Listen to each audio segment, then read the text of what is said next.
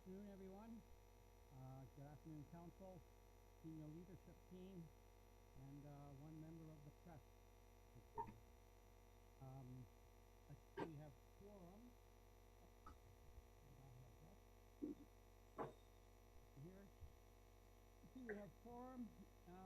Before we do the approval of the agenda, we will not be doing the national anthem. I do have something here that I would like to read.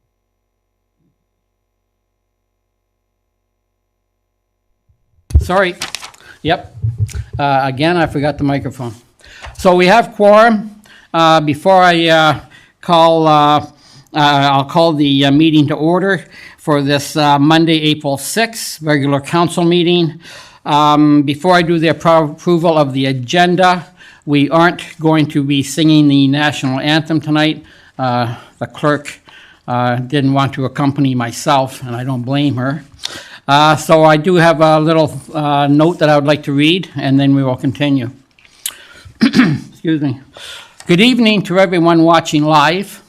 Once again, our council meeting looks different than what we're all used to. We are adhering to the directive of social distancing and connecting via video conference to continue the business of the municipality. If we can do it, so can you. On Friday, April 3rd, the town of Pelham, along with the region of Niagara and all other Niagara municipalities, declared a state of emergency.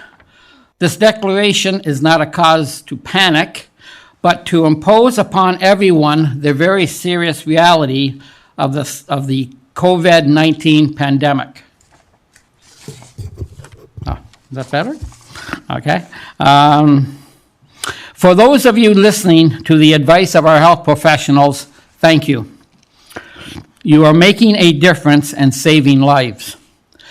Thank you to those who pick up groceries and drop off for family, friends, and neighbors.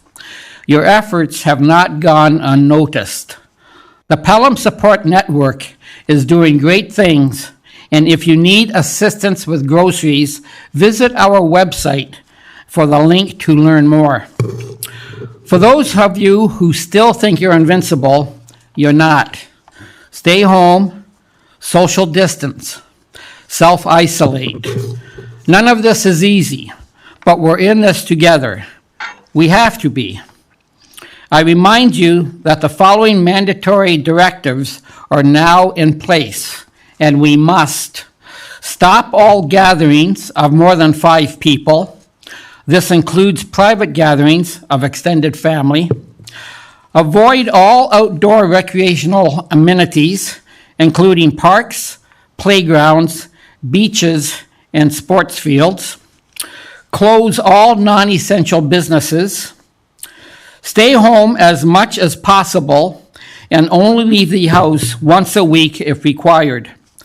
Self-isolate for 14 days if you have symptoms or have returned to Canada from being outside the country. Practice physical distancing and wash hands frequently. I urge you all to comply with these measures. It's how we will beat this thing.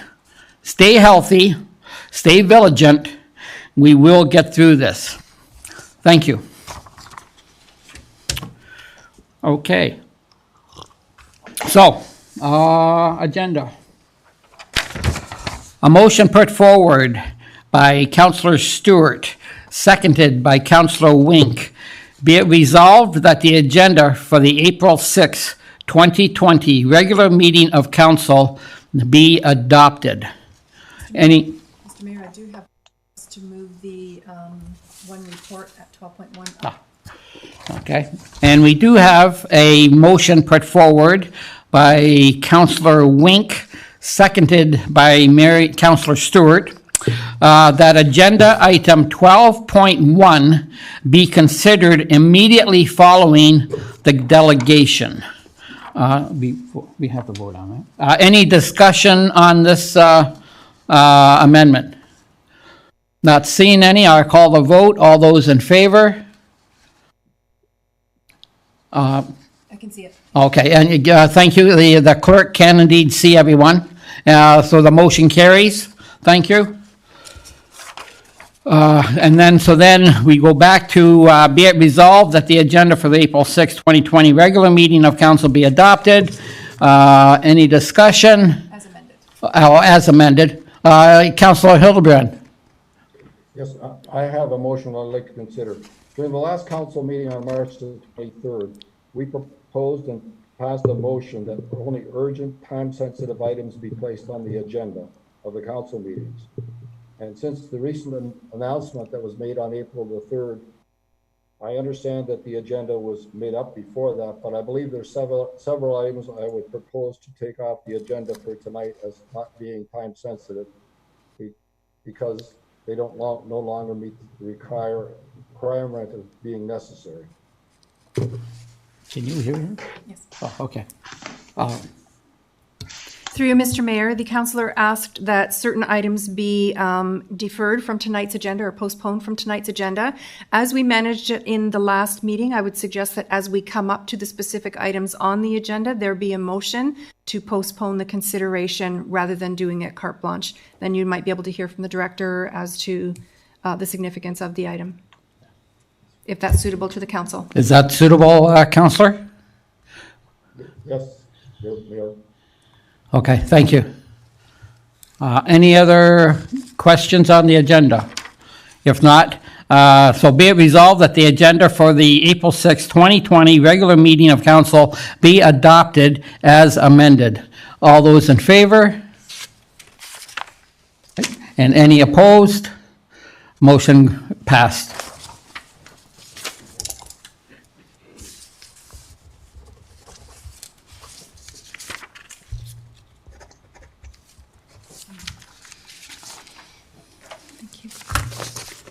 Pecuniary interest. Oh, yeah. Before we go any further, must ask, does any councillor, after viewing the agenda, have a pecuniary nature or thereof to declare? Councillor Hahn? Is that, I see the square goes, that doesn't mean anything? I don't see any hands. Oh, okay, I'm sorry. It just, when I look at the square, sometimes the squares get lit up. It's like the game show. Sorry.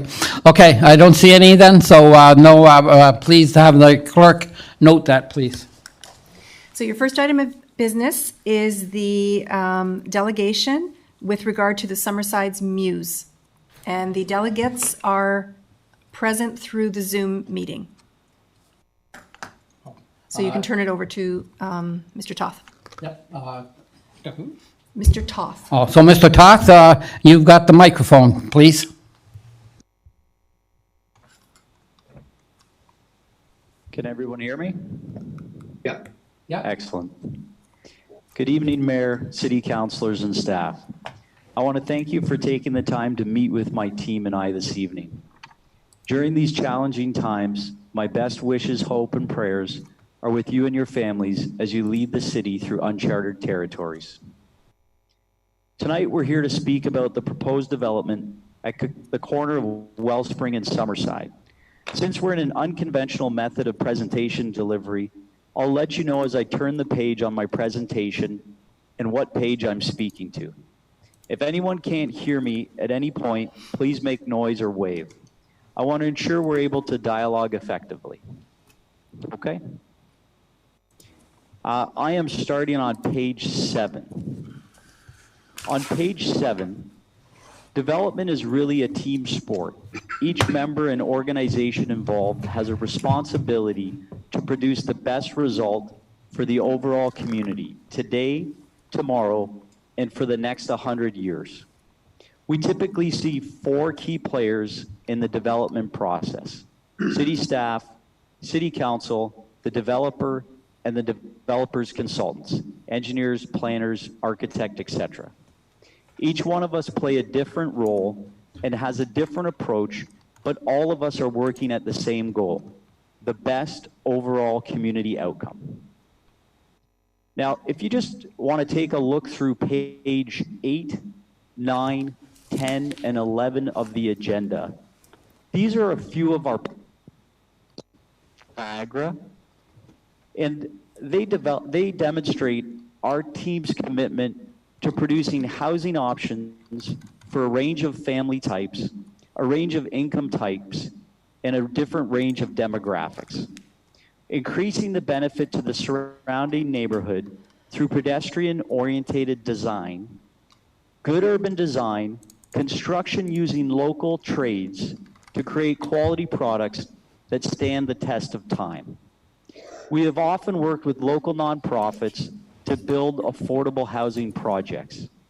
A couple of the projects I included on page 8 and page 9, those were team projects with Gateway of Niagara to produce affordable housing for some of the most vulnerable in Niagara, homeless and those with mental health challenges.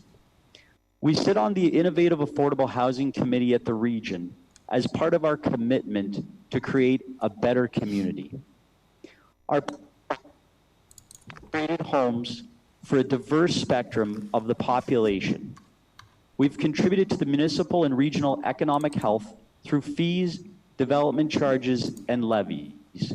We've increased the annual revenues of the municipal and regional governments through creating new property tax revenues. We've boosted the local economy through bringing new families to the region and bringing people to see what we're proud of to call home here in Niagara.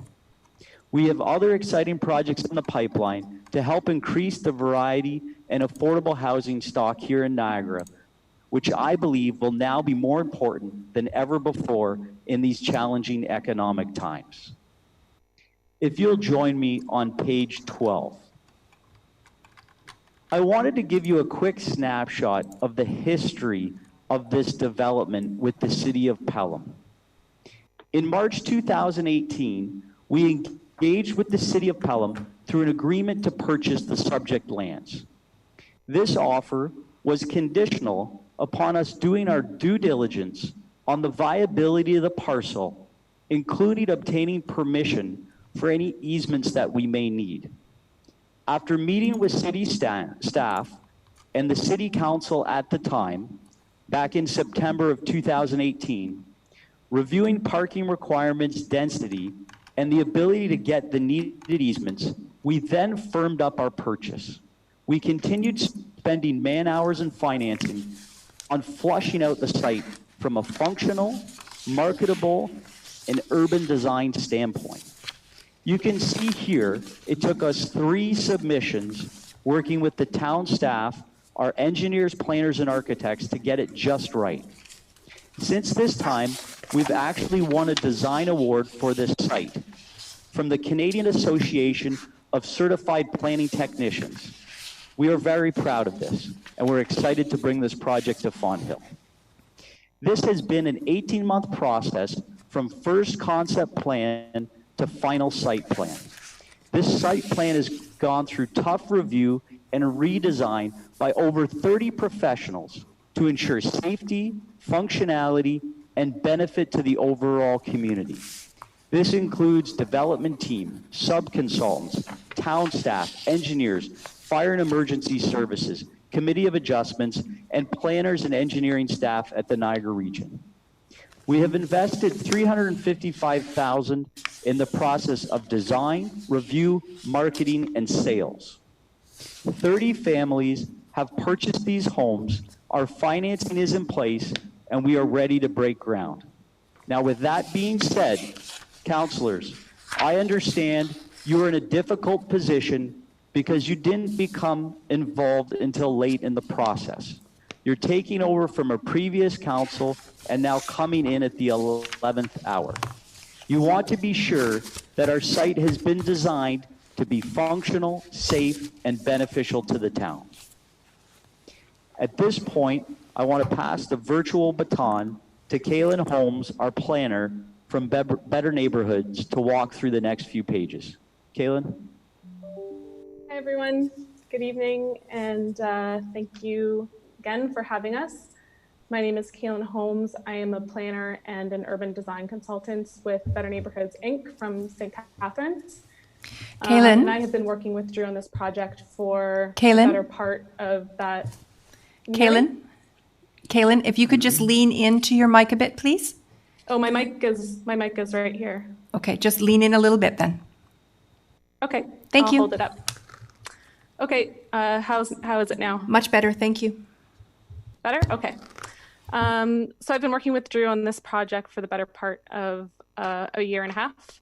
And if an 18-month planning process seems long, it's because the path of least resistance, in our experience, doesn't always result in a really well-designed end product. And as Drew explained, it's been a really collaborative process with town staff to get the details of this right. And one of the biggest details is the laneway, which you see in the back there, known as Summerside's Mews, and for which the project is named. The laneway is crucial to the design of this site. It's a feature that has been used for hundreds of years in urban areas, but is only really starting to appear again in new development in places like Garrison Village in Niagara-on-the-Lake and Village on the 12 in St. Catharines. And it's the laneway that allows for a variety of housing options to be provided. So as outlined, we have 30 townhouse dwellings in 6 various shapes and sizes. There's 5 condo apartment suites and also 6 studio suites above garages that may be rented out and provide additional source of income for the owners of those garages. So you can see how this site could actually meet the range of housing needs for an individual over a lifetime. You can imagine a family living in a townhouse kicking their unruly teenager out to the garage above the apartment.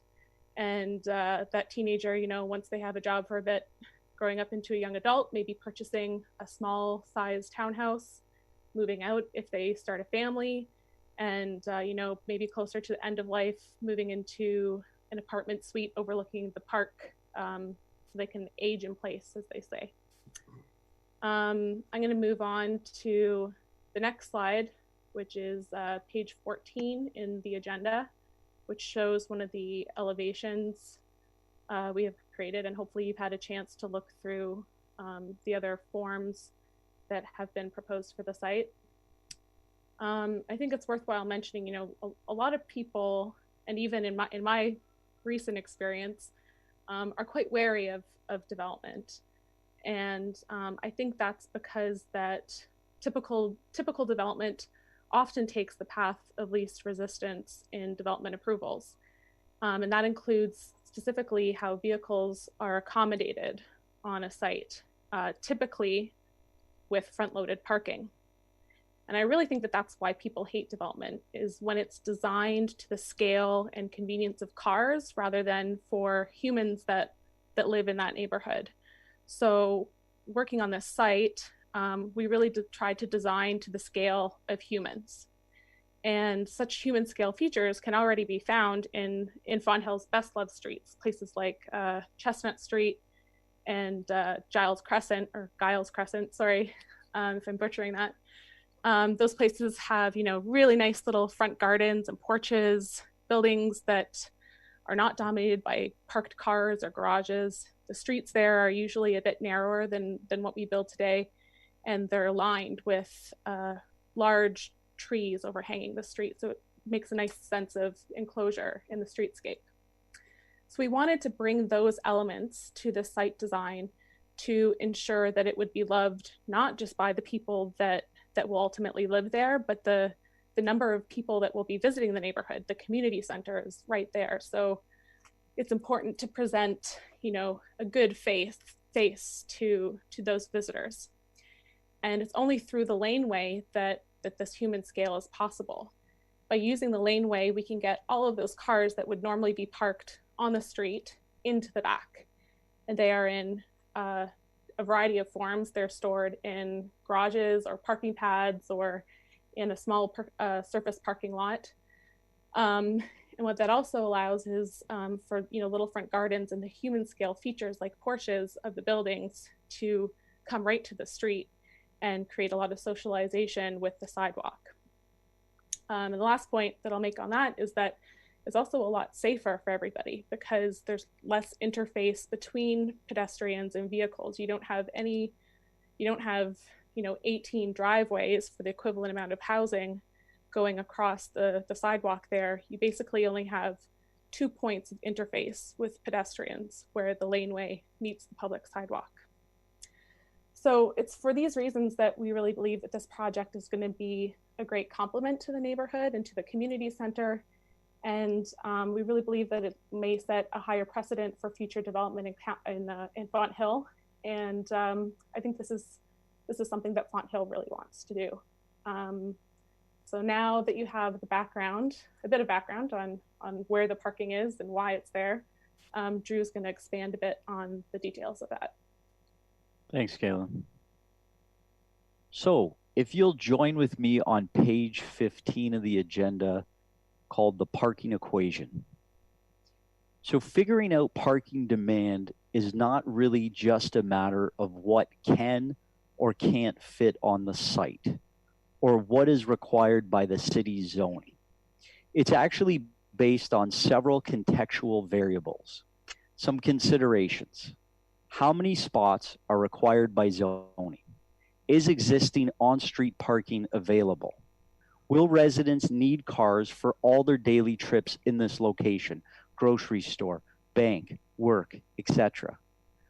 Will the future need change if ride sharing and the autonomous cars surpass private vehicle ownership? The parking demand equation for all of us math nerds out there. How many parking stalls will the site require equals number of dwellings plus estimated number of visitors plus weighted plus minus of market expectations, also weighted by plus minus of transit, walkability, future need, also weighted by the difference to what the town zoning requires.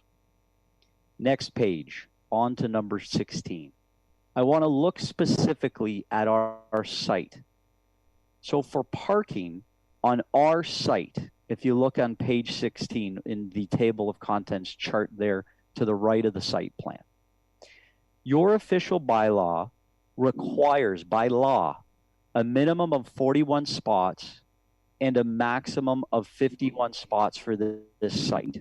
Now, after our review of this site and putting it through the functionality test, we came to the conclusion that we actually needed 61 spots of on-site parking. Not 41, not 51, but 61. We also recognized that there was no street parking on Summerside Boulevard or Wellspring Way. We decided as an enhancement, we could provide for a community benefit to construct an additional 17 on-street parking spots out of our pocket. We advocated to city staff for permission to do this. This brings an additional 17 spots of public parking that the residents of Font Hill can enjoy with the expense not coming out of the taxpayer's pocket. These spots will actually supplement parking for the MCC. Now, a concern was brought to our attention, and we thought about this as well. It's a valid concern, is what if potentially cars from this development spill over into the MCC? So we talked to our lawyer that sets up the draft condo documents, and also helps us walk through the signing of the site plan agreement, the legal aspects of it. And what we found out, and we brought to city staff last week, was that we can actually put a clause in the site plan agreement, a legal clause that would be registered on title, that's a notice to all future residents that they're not permitted to park at the community center. We also recommend that the town, of their choice of course, could enforce by a bylaw to designate that the community center, that residents from our development would not be able to park in the community center, and that they would be able to ticket if anyone from our site parks there. Moving on to page 17, community benefits. The approval of this project will provide the town with economic, social, and environmental benefits that the council can be proud to support. We have 30 families ready to move to Pelham. We have diverse housing options, with the Muse option starting at $380,000 for a brand new home. Right now, you can't find anything close to that in Fawn Hill. You have award-winning development that will come to Pelham. The town gets the economic benefit of the sale of the land. The town also gets the increased tax annual revenue. 20 more stalls on site than your official plan requires. Excuse me, the bylaw parking requires. A suggested mechanism and our willingness to allow a mechanism to help govern any illegal parking in the MCC. And finally, 17 additional parking spots paid for by us that will benefit the public for many years to come and help supplement the MCC parking.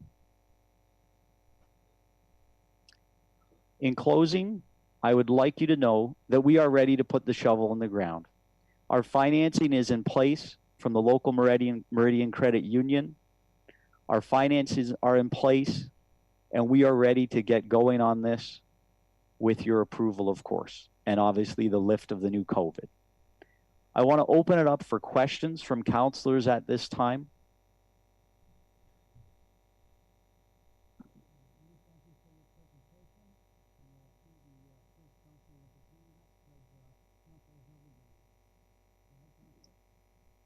That's okay. Let Councillor Wink go first. Through you, Mr. Mayor, and this is directed more to the Director of Public Works. We have a number of bump outs or on Summerside Drive now, and no one's ever explained these things to us. So who's responsible for plowing out those curbside stalls? And in the winter, do winter parking restrictions apply to these stalls? Mr. Mayor. So the town of Pelham is responsible for plowing the lay-by parking areas. We have a separate contractor that does that for us as part of our winter maintenance contract. With respect to any prohibitions or during winter time for parking in those locations, those would normally not be in place now. So to be clear, in the winter, if we have a snowstorm, someone can park in the stalls. Through Mr. Mayor, I believe that's correct. With respect to the exact bylaw for the winter parking restrictions, I would like to get back to you on that. But I do know for sure that we are responsible as a town for plowing those and keeping those clear. Okay, thank you. Can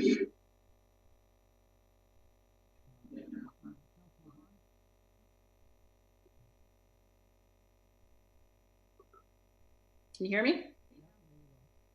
Okay, through you, Mayor. So just looking at the parking map here. So the laneway then, the Summerside new laneway, is that one direction?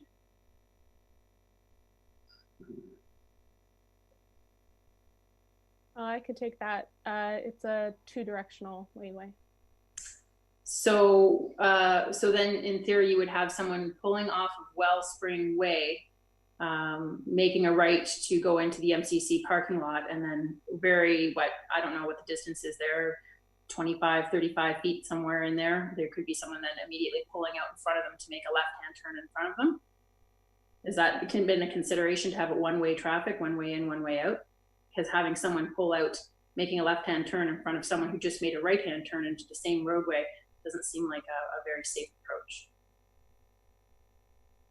Yeah, thank you, Councillor Hahn. That was considered. I know that our team at Better Neighborhoods and also working through the city in the 3 different revisions that we did considered that. Kaylin, did you have any comments or anyone from city staff to comment in as well?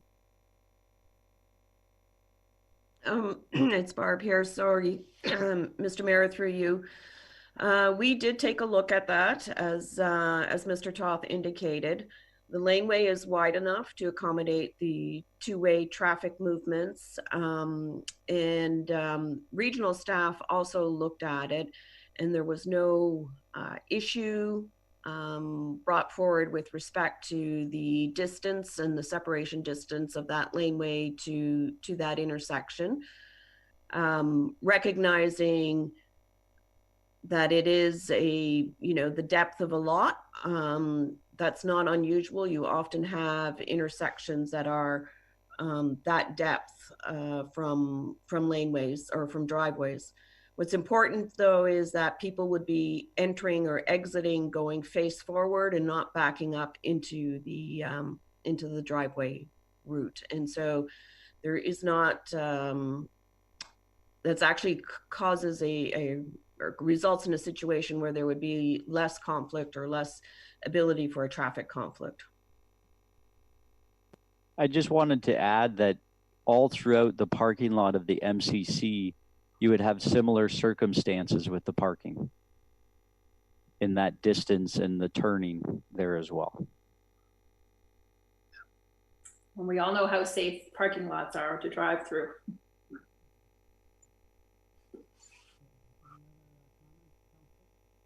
No.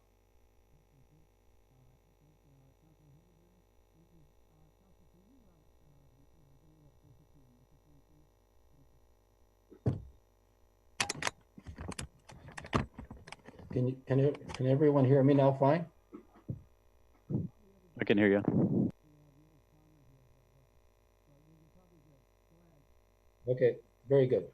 Well, thank you very much to Drew Toth and his team for his presentation. I'd just like to mention that he's correct. 2 weeks ago was the first time this council saw this presentation. And that's an unfortunate event because obviously the elephant in the room is two big elephants. Number one is parking from day one. As you probably realize, the MCC is a senior activity center and it receives funding on that basis. On the first meeting that this council had in December 2018, the staff report came to us asking us for $80,000 to create extra parking north of the MCC, basically 3 months after the MCC operated, because staff advised us that we did not have adequate parking at the MCC. That was a report we received. That came to council. That came to me as a councillor, fresh on the job, telling me that we didn't have enough parking spots. So obviously parking is a big issue. When you look at the River Realty properties, the townhouses on the south side of Somerset of Lemeti, the backyards of the townhouses, garages, have a deck, a garage, and all kinds of stone filled in, and people are parking on the gravel behind their garages at the present time. So obviously there's a disconnect between the number of parking stalls we require in our zoning bylaw and what's required in the town of Pelham. And I understand the problem that creates for the development because there were rules and regulations put in. But I'm just telling you from a counselor and from a observation point of view what we're facing. Today at the MCC, we have 4 handicap parking spots. When we have a seniors event at the MCC, we go out and put out sandwich boards so that we can have residential parking for our seniors close enough to the MCC so they can get themselves into the MCC. Because obviously, nothing becomes very close. There's very few close parking spots to the MCC. And part of your development, obviously, the park along Wellspring is exactly where I believe we should have originally had parking. So that to me creates a problem. Every development, I believe, has a path. And I believe there's a center line where the developer's needs and the residential needs have to meet. And that to me is a win-win solution. I believe as a councillor, we're here tonight to try and establish a win-win solution. We realize that you do quality development. We understand the time you've spent putting this in. But hopefully you understand that we as councillors have a different view of the situation. Now I want to go into the technical part of my discussion. The rest of council and staff have not been previewed to these discussions that you and I personally had for almost an hour. So I'd like to bring them up to date at this time so they understand my technical questions and the two questions I posed to you at the end of our discussion that I needed answered. On January 28th, discussions at the Committee of Adjustment meeting, which I attended, talked about zoning bylaws and a lot of issues. Section 6, which is the general provision, 6.4, frontage on improved streets, page 6.3. No person shall erect any building or structure in a zone unless the lot upon which the building or structure to be erected fronts on an improved street. For the purpose of this subsection, a street shall not include a lane or private right-of-way. Item C, for the purpose of this subsection, an improved street means a street which has been constructed in such manner as to permit its use for normal vehicular traffic. When you look at the definitions in our zoning bylaw, we have the definition for a driveway, for a lane, and a street. And it has three different notes, A, B, and C. I don't think, in my view, as an engineer looking at 5.1.6.4C, that the way this is laid out right now, that the driveway coming off the road going into the MCC is a proper definition of the way this should be planned. Based on the site plan and the arrangement, I believe that we need to have a private entrance off of Summerside and Wellspring Way for your development. So the two questions I proposed based on the definitions and all the zoning review that I've done in the Committee of Adjustment meeting, the two questions I proposed with Drew that I wanted him and his team to answer is, does the zoning bylaw allow the use of a driveway as a public road legally? And if it allows them legally, what happens if there's an accident at the intersection? And why should we be responsible? Those were my two questions I posed for Drew. Thank you, Councillor Hildebrand. Through you, Mr. Mayor. The first piece I want to respond to when you talked about the shortage of parking at the MCC, and then I'll get to those other two questions. I just want to go back because you made some statements about the parking concern. Can one of you guys from Town Council or Planning answer the question? Do you guys not own additional land that 190 more parking spots could be built? I don't believe it's, I didn't think it was 190. I could be wrong on that, but perhaps Barb, Director of Planning, Ms. Weens, was that 190? I thought it was 140 myself. Do you have that figure? Mr. Mayor, through you, what you're referring to is the other parcel of land that the town has not sold. And you'll recall that last year in April, we did a report to you about parking around the community center. And we illustrated in that report that we could get approximately 190 parking spots on that parcel of land. It's known as Part 4. We also indicated to you in that report that if you develop the entire site for parking, it could accommodate 190 spaces. If you just develop the northern piece, it was 90 spaces. And if you develop the southern half, it would have been 100 spaces. So that is the parcel of land that council has taken off of the market. And that we've applied for a funding grant to the provincial government for. We are still waiting to hear the results of that grant application. And if we are successful with that grant application, then we will be able to develop parking on those lands. Thank you. Thank you for that information, Director of Planning. Back to you, Drew. Thank you. we do know that there is more parking available outside of the land that we have the firm agreement of purchase and sale on. The other aspect is our site. I just want to remind again, despite those other 190 spots, my site has 20 more spots than required, and we are creating an additional 17 spots out of our finances to contribute to help address that parking concern. Now, leaving that and going to the next couple questions. The first question was in regards to the legal ability to have a laneway off of that. I know that we talked about that, Councillor Hildebrand, and I did bring it up to the town planner, and we did check with our planning staff to go through the zoning bylaws and the details to ensure that it was legal. And I can assure you, from all of the research, the questions that we've looked at, the reviewing all of those, we are not in violation of any law. We are in line with all of the requirements that the town has.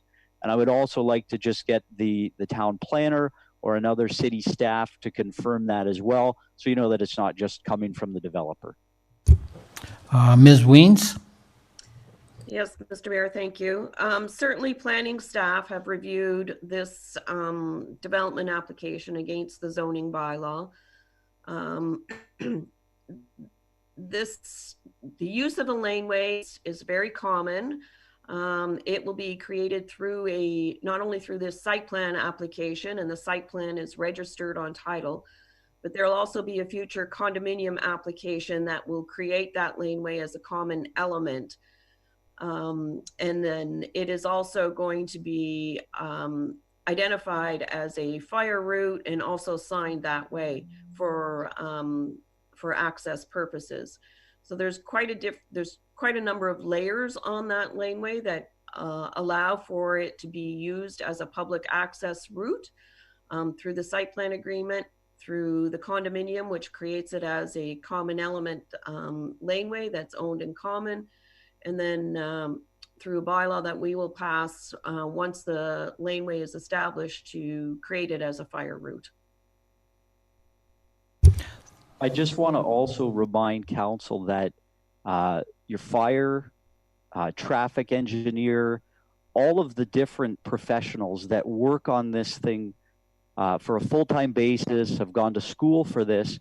We have gone through in the 18 months, again, 3 different submissions, revisions, meetings, dialogue, adjustments, and tweaking this site to ensure that we are in line with the bylaws, but also to ensure the functionality and safety of this site. Thank you. Councillor Hildebrand? Then I want an answer to my second question. If there's an accident at the intersection, who's responsible?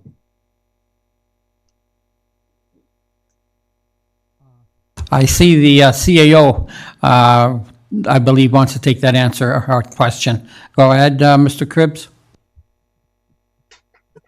Well, in every accident, it comes down to the facts, right? So it's hard to give a universal answer. What I can say is that the municipality, after it assumes, after construction, anything that remains a private drive, i.e. private to a condominium, is not meant to attract municipal liability because we don't own or maintain private drives on condominium lands. That we are liable if we're either negligent in our maintenance of public highways as defined by the Highway Traffic Act and the Municipal Act. So if we don't maintain it properly, you don't plow it, don't salt it, don't sand it, or don't fix potholes, or design it poorly, whatever, what have you, municipal liability can attract to publicly owned highways. It can't attract to private roads because we don't own, operate, maintain, etc. Right? So there, to that extent, the road authority is the condominium authority, the condominium board in the future.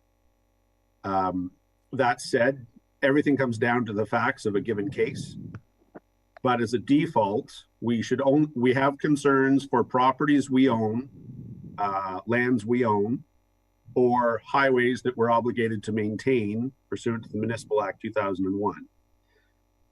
So for the portions of the lands we're talking about that will remain as part of the condominium corporation, I understand this whole development will be one large condominium corporation. Mr. Toth or Barb Weens can correct me if I'm wrong, but I understand that it's Common Elements condo, in which case some of that road, there will be some private lands, and whatever is public, that's where we have those concerns. But that's true, and that only becomes true at such time as we assume the constructed elements. For condos, their whole parts we never assume, as opposed to, say, a generic subdivision where we end up assuming all the sidewalks and roads, etc. Thank you, Mr. CAO.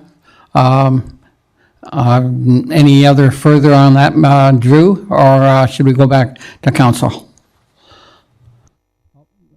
Your mic. Oh, sorry. Can you hear me now? Yes, go ahead. Thank you.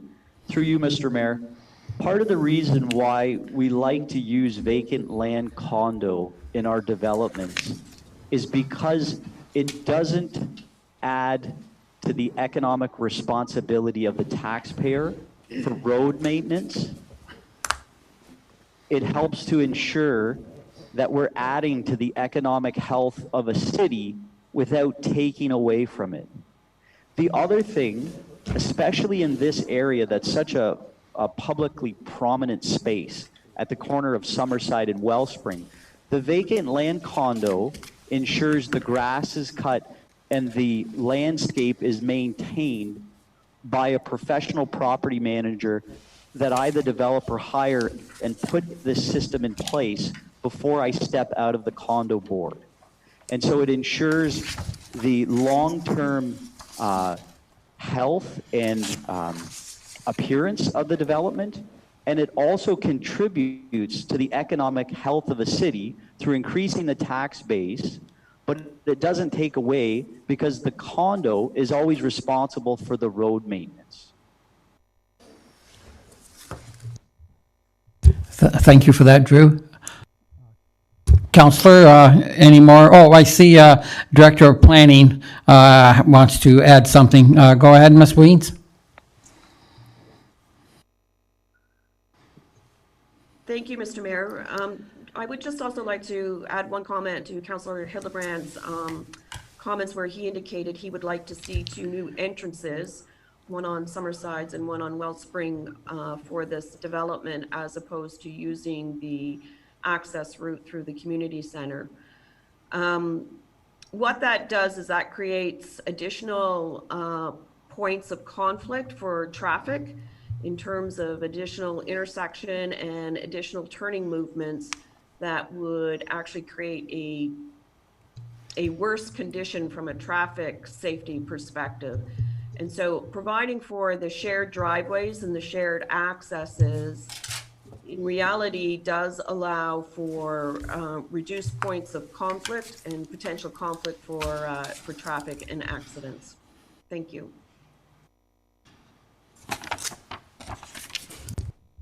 Thank you for that, Ms. Weens. Councillor Hildebrand, did I see your hand again? Yep, go ahead, sir. I believe from a technical standpoint, we've talked about those issues, but they're not the biggest elephant in the room.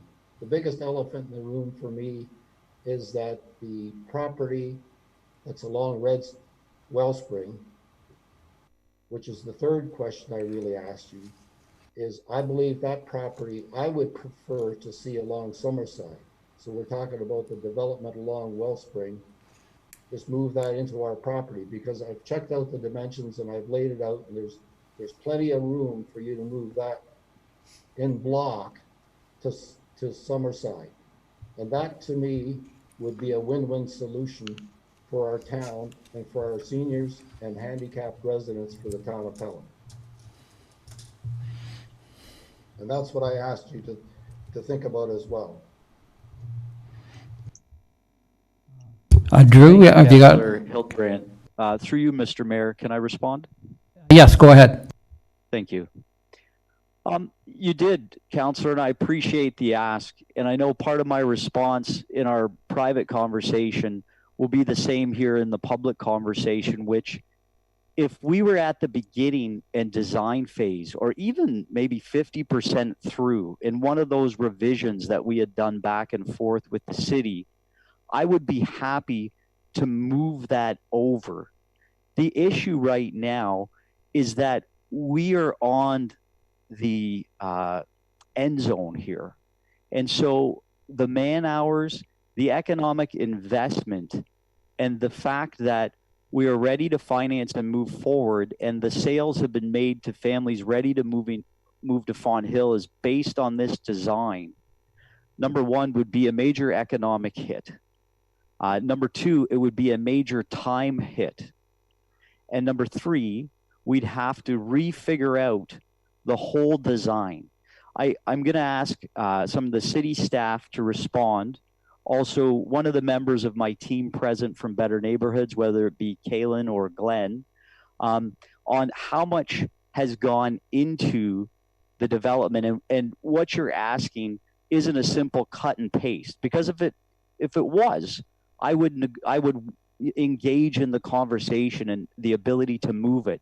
But what you're asking would actually literally start us back from ground zero, move us backwards 18 months, a new civil engineering draining, new servicing, so new sewer, new water, new sanitary, architecturals, will they fit on?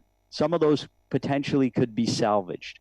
But the key thing is our whole site design from ground zero, we would have to start again. And so I really don't feel that is fair to even ask me to do at this point. I understand where you're coming from. I as well, like I spoke in my presentation, we want the best overall outcome for the community. But to go back 18 months to chop off all the investment we have and to put the families moving on hold as well, I don't believe is a fair thing to ask at this point, and I don't believe it's the best result for the community. So perhaps, Barb, did you have anything else to add to that, or should I go to one of Drew's assistants? Well, Mr. Mayor, what I can advise is that certainly Drew and his team have been working with town staff in good faith. They do have a agreed upon purchase and sale agreement to purchase these lands subject to site plan approval. And as Drew indicated, it's been 1.5 years of a lot of work and a lot of due diligence on his part and a lot of expense. And he's been doing this in good faith that this is the parcel of land that he's going to acquire. To change that at this late juncture is extremely unfair and probably prejudicial, quite frankly. And I don't know, maybe the CAO may want to weigh in on that, but I think it has the potential to put the municipality at a significant risk. And we've been all working together in good faith that this was the property that council was selling. Thank you. Drew, either one of your assistants also want to add or not? I don't see anyone. Okay. Any other questions from any councillors? Not seen. No, I see Mr. Wink. Councillor Wink first, please. Yeah, through you, Mr. Mayor, and this is more addressed not to Mr. Toth, but to reiterate something Mr. Toth said for the benefit of Mr. Hildebrand. There's restrictive covenants being put on these units, telling the unit owners that they cannot park in the MCC. So will we never have it? No, I'm sure that the odd one will, but we will have the right to ticket.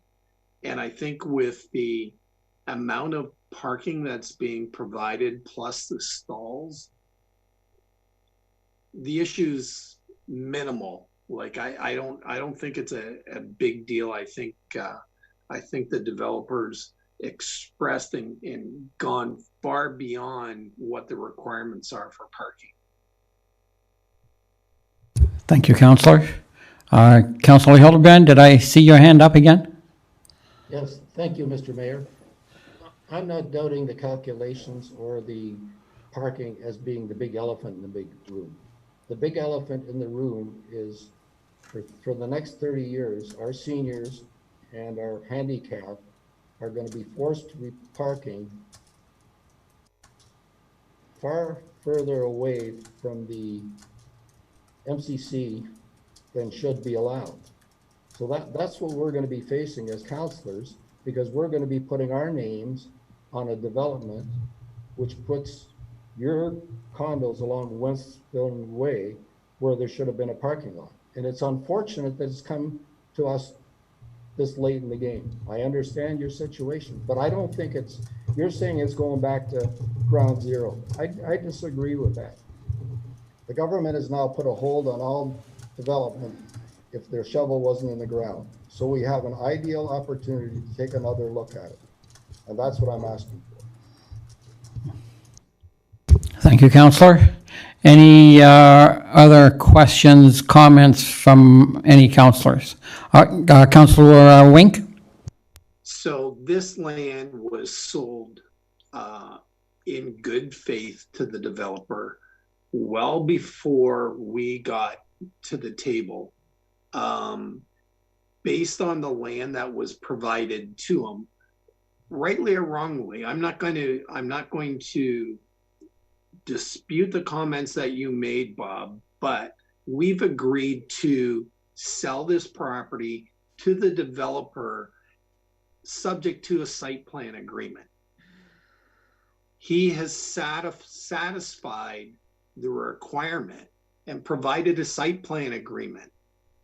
And I can't see how we can go back on it and say, oh, you got to go back to square one. We're going to sell you another piece of property. It's not fair to the developer, and it quite frankly, it's not right. Thank you, Councillor. Any other comments? Councillor Hahn. Through you, Mayor. So I'd like to hear from the other councillors with regards to your thoughts and feelings with what I suggested earlier, and that is to propose that we have at least, at the very least, one direction using that laneway. It's still an issue for me, not gonna lie. It's I just have, I think you could probably put a picnic table there at that intersection where you could just watch fender benders all day, the people pulling out in front of other people and all of a sudden stopping when somebody's just made a turn. I understand that there is a distance of 1 unit, whatever distance that is, I'm not sure. And according to the map here, it doesn't look like it's that deep, but regardless, if at least you had it one way in, one way out, it seems like a safer approach than to have people pulling out in front of others. Is that something that the other councillors would? Any Councillor Wink?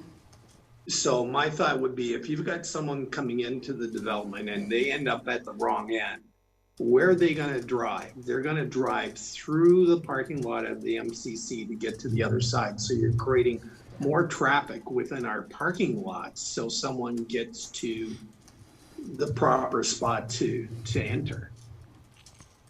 But they know there's only one entrance and an exit. So if they don't know. The residents know, but do their guests know? Well, their guests know where to turn in. I would think that they would be given the address off Wellspring Way, no? Any other councillor? I don't, any other, I see Councillor Hildebrand. Go ahead, Councillor. I agree with Councillor Wink. My concern right from the beginning was the liability at the interchange. And I truly believe going one way would be the answer. And the other thing with regards to that, right now there's a planned walkway for residents to walk through the development off the Summerside from the other side of the street, which probably would be jaywalking into the parking lot.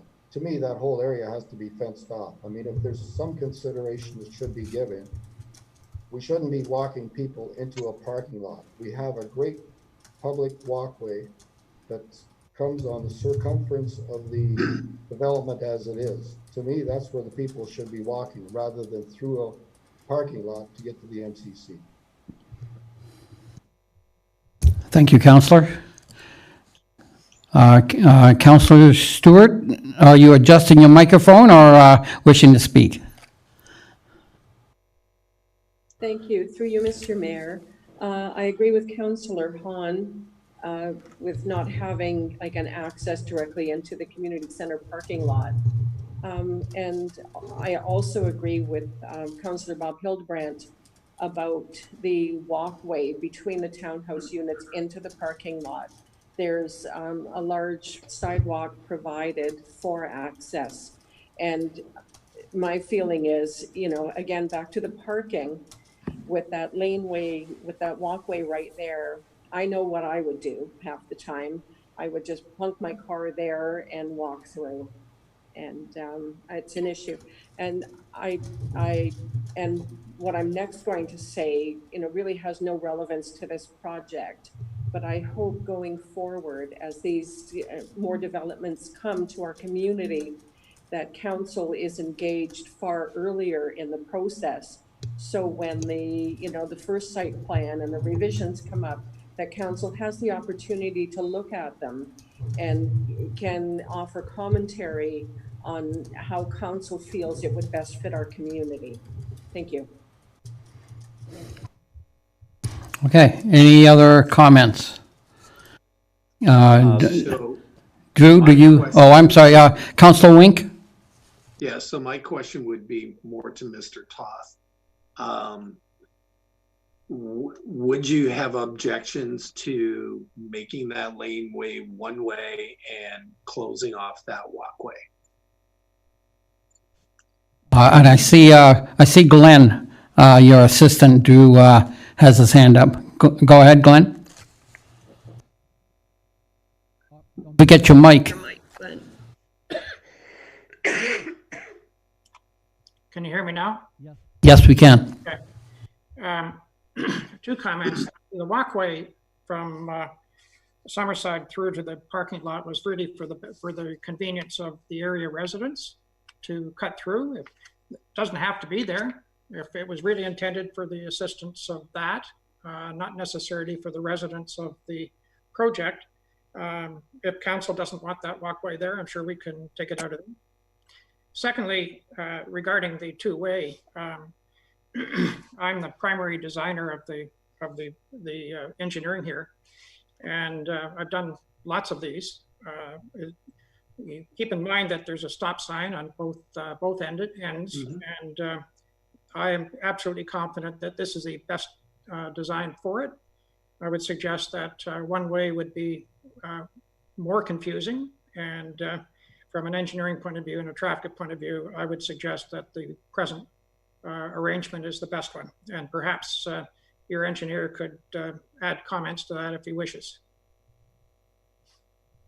Thank you. Director of Public Works, Jason, do you have any comments? Thank you, Mr. Mayor. Our engineering staff have reviewed this submission. There's been almost 4 submissions on this, I think, up to date. And we're confident with the design that's in place, and our engineering staff are satisfied with what's being presented. Okay, thank you for that. Any other, Drew, I see you have your hand up. Go ahead, sir. Thank you, Mr. Mayor. I just wanted to speak to that walkthrough. If it's really an issue, I would be willing to flex on it. But before I do that, I do want to give you the why behind the what. Earlier in the presentation, we talked about promoting the walkability of a development and a neighborhood. We believe part of decreasing vehicular traffic, which is good for the environment, which is healthy for the individual, is creating walkable environments and walkable communities that are connected from residences to amenities like the MCC, like Food Basics, like Sobeys, like all the local pub, all the other amenities that are around this great location. The reason we designed that walkthrough, and we were even willing to give an easement to the town so that it could be a benefit to the community and the public. Councillor Hildebrand, you talked about the fact that it's primarily catering to the senior population. We want to have the ability for people to be able to walk and be out in the neighborhood, walking to the grocery store, walking to the MCC, and being a part and participating in their community. I mentioned before that I sit on the region's innovative affordable housing, and we talk about many social issues. One major issue is seniors that are isolated. This walkway and the why behind the what is to encourage walking, encourage people to walk instead of driving their car, instead of clogging up the MCC parking lot. You know, get out of your house, walk. It's healthy for you. Get out of your house, walk. Engage with your neighbors, say hi. Walk to the MCC. Less carbon monoxide, less car fumes. I mean, all of us can see the benefit to the environment, the air quality for less air traffic, less cars driving around right now. If you want to take this out of your community, I will negotiate on it, but I want you to think about the benefit that it offers the community before you chop it out. Thank you, Drew. Councillor Hahn? Through you, Mayor, for me, it's not an issue of trying to prevent people from walking, certainly not. But I'm just looking here at the map that you've got for the parking. And for me, I would think that what it does is it encourages people who may be visitors or what have you of one of the residents you're building here to park in the MCC parking lot, because now they have an easy access walkthrough to then the unit that they're going to be visiting. So, you know, if there was some sort of fence where they have to use a safe sidewalk, but you're essentially got people walking through your area into a parking lot. Like, walking through a parking lot is not a safe action. Walking on a sidewalk is. I don't understand the thinking behind, you know, playing Frogger with traffic. It just doesn't seem like a safe route to go here. Through you, Mr. Mayor. It's not about Frogger or dumping people into a parking lot. I'm going to let you know, and I've witnessed this. When a hockey game spills out, when a basketball tournament spills out, you have hundreds of people leaving the arena walking into the parking lot. It's a parking lot. It happens in cities throughout Ontario. And in regards to encouraging people to park and walk through, if they're going to park there to walk through, they're just going to walk around either way. If you really want us to fence it, I will. But before you make that call, I again want you to know it's there to promote walkability in the neighborhood. And maybe Glenn or Kaylin, if you want to comment on this, or city staff, we don't believe that walkthrough onto the island into the parking lot creates a safety issue. Thank you, Drew. I see your planner has her hand up. Go ahead, please. Yeah, I'll just jump in. I think that Drew kind of outlined everything perfectly about the intention behind that.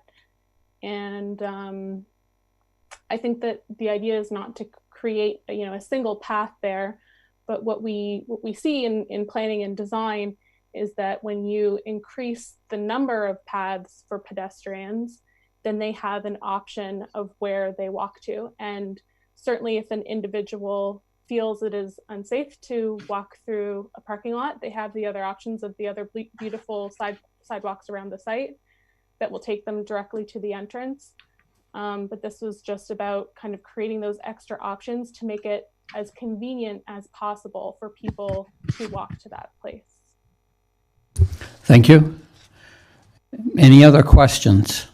Councillor Hildebrand. Let me talk to you about another option now. I agree that as far as I'm concerned, we shouldn't have people walking through the parking lot. Councillor Hildebrand. Councillor Hildebrand. Bikes in that area. Just on Saturday when I was cycling in that area, I saw 2 kids going all over the area. And once this lifts, those kids will be driving down everything. And there's a nice slope down there too. So the skateboard kids and all those kids will just be rifling straight down through. That's my personal opinion. So I'd like to see that fenced off. The other thing I'd like to say, so my question to you was, would you be willing to move the area that's off Wellspring Way over to Part 4? It seems as though that's not considered an option. Would you be willing to move units 11 to 23 down and move the parking for that area to the top north end? Thank you, Councillor. Any comments on that? No. Yeah, I'm just going to pick up my site plan so I can look at those specific numbers and respond.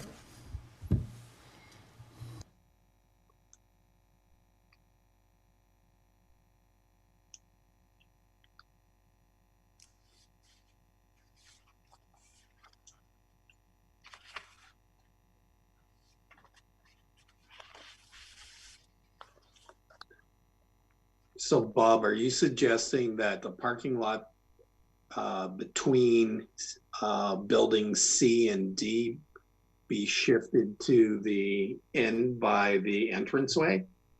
Is that what you're saying? Yeah, I'm talking about, I'm not sure which plan you're looking at, John. I'm looking at the plan that has unit 11 through 23. And the other side, it has, that's the numbers. And then they have the asphalt parking below that. So it's between the units on Summerside Boulevard and Wellspring Way. So then if we move that, so 2 things, we're moving that parking lot away from the apartment building, but then we're going to have the reverse problem where we've got people from the MCC parking in this development's parking lot, which isn't fair. I understand what you're trying to get to, but you know, I don't think that's equitable to the development to put that parking lot right at the entranceway there. I'm going to go flat out on this and say I fully support this development with perhaps the adjustment of the walkway, but other than that, I think it's a good development for our community. Thank you, Councillor. Any other questions? If not, then I would like to say that I'm with Councillor Wink. The amount of planning that has gone in here into this development, and every time we raise an issue, Drew and his team seem to come back as to why it was done that way. And the fact that it has what's known as affordable housing units in it is another big plus. And I will also support this development as going ahead. Again, any other questions, comments from any other councillors? Okay, not seeing any. Drew, I thank you and your team for your presentation, and we'll move on. Thank you. So now I will first of all we'll receive this for information. A motion moved by Councillor Wink, seconded by Councillor Stewart. Be it resolved that Council receive the delegation by Drew Toth regarding the Summerside's Muse development project for information. Any other comments, questions on this development? Not seeing any, then I will call the vote on receiving this for information. All those in favor? Okay, and any opposed? None opposed. Thank you.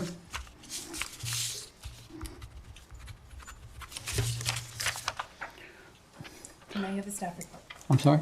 Now you have the staff report. Yes. But, just excuse me, but before we do the staff report, he wants to go in. You put that motion on first. Okay. So we have a motion by Councillor Stewart, seconded by Councillor Wink, that council receive report number 2020-0036, planning pertaining to site plan control file SP-03-19, and that the bylaw and site plan agreement for Part 5 on RP 59R-16105 be submitted for approval by council at the next regular meeting, authorizing the mayor and clerk to sign the site plan agreement with the purchaser 2494557 Ontario Inc. Comments on this report, please. Councillor Hildebrand. Yes, since the provincial government has placed a hold on all new development, I don't think we have to approve this at this time, and that we can defer this decision so I can have more time to review this before I say yes. So as far as I'm concerned, I want to defer the decision.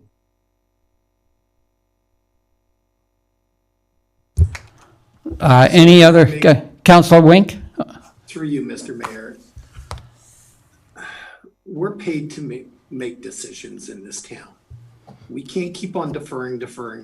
So the developer has been patiently waiting for an approval.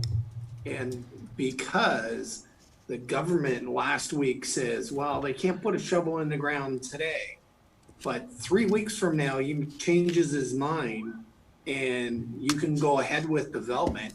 And we've been holding the developer up in advance because we can't make a decision. What's going to be different 3 weeks from now or whatever than what's being presented to us at this point in time? Nothing. Make a decision. On that ground, Mr. CAO, I believe you have something? I have some legal advice that I would like to offer to this council if this council is prepared to receive it.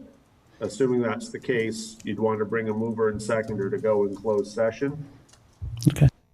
Yes, thank you. So, and as you just heard the CAO, I need a mover and a seconder to go into closed section to receive some legal advice on this situation. Mr. Wink, Councilor Wink, you will second, you'll put the motion forward. Move it. And Councillor Hahn, you'll second? Thank you. So, Madam Clerk, what's the, will we go into closed session now? Thank you. Through you, Mr. Mayor, we will need to go in closed session, so I will ask Mr. Barr, Mr. Toth, and Ms. Holmes to disconnect from the call at the present time, and any of the, and then the CAO will come in the council chamber. I will stop the recording in the live stream, and then we will start up again. We can message you, Mr. Barr, Mr. Toth, and Ms. Holmes when we go back into open session. Thank you. Okay, so we will await as Mr. Cribbs makes his way into the council chamber. And I just need to disengage the live streaming.